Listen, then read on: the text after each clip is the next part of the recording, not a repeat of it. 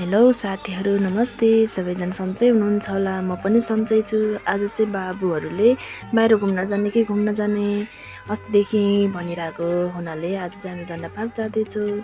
अब झन्डा पार्क पनि हामी पुगिसक्यौँ। झन्डा पार्क चाहिँ यस्तो रहेछ, रमाइलो रहेछ। अनि मान्छे चाहिँ कोही रहेनछ कि भर्खर आउँदै रहेछ। हामी चाहिँ एकदम घाम थियो घाममा घुम्दैछौँ, यता हावा खाँदैछौँ। अनि बाबुहरू चाहिँ एकदम रमाइरहेको छ, खुला शान्त भएकोले। अनि काठमाडौँ चाहिँ यस्तो देखिँदो रहेछ, एकदम रमाइलो गाउँ जस्तो लाग्ने। अनि बाबुको बाबा चाहिँ घामले भन्दै निधार खुम्चाउँदै हुनुहुन्छ। अनि बाबुहरू चाहिँ यतापट्टि खाँदै खेल्दैछन्। अनि बाबु चाहिँ यता म गइसकेँ झर्ना जाने भन्दैछन्। अनि कान्छो पनि दादाले भनेको सुनेपछि किचकिच गर्दै छ। अब घर जाने भनेको मानिरहेको छैन।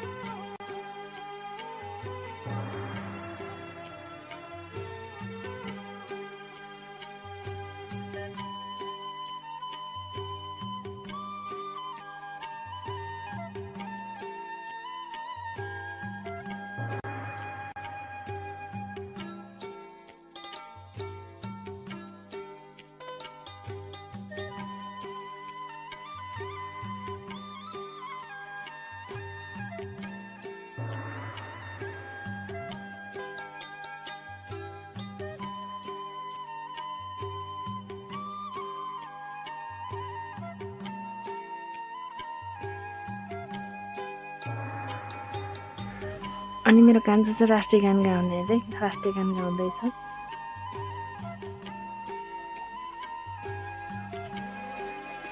अनि उसको दादा चाहिँ जिस्काइरहेछ लो बिगारिदिन्छु भन्दै। अनि मेरो कान्छो चाहिँ गाइरहेको छ, आँखा चिम्लेर राष्ट्रिय गान गाइरहेको छ। अनि बिगारे चाहिँ हाँस्दैछ फेरि।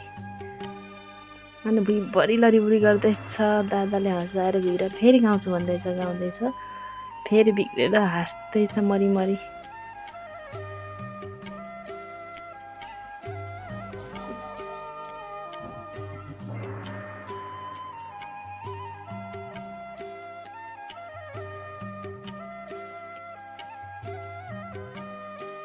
अब चाहिँ हामी झर्नातिर जान्छौँ। अनि झर्ना पनि पुगिसक्यौँ।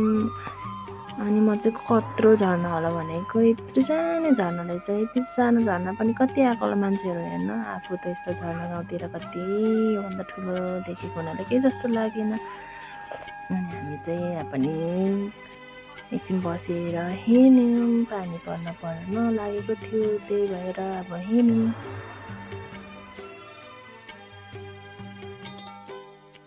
अनि बाबुहरूले चाहिँ पिज्जा भने हामी चाहिँ बुढाबुढीले मोमो खायौँ। अनि पानी पनि कति ठुलो पऱ्यो कि। अनि बाबुहरूको नि पिज्जा आयो। अनि पिज्जा खाइन्जेलसम्म पानी पनि रह्यो। त्यसपछि हामी आयौँ घरतिर, छिट्टै आयौँ, 2 घन्टामा आइपुग्यौँ। आजको भिडियो कस्तो लाग्यो साथीहरू? By by.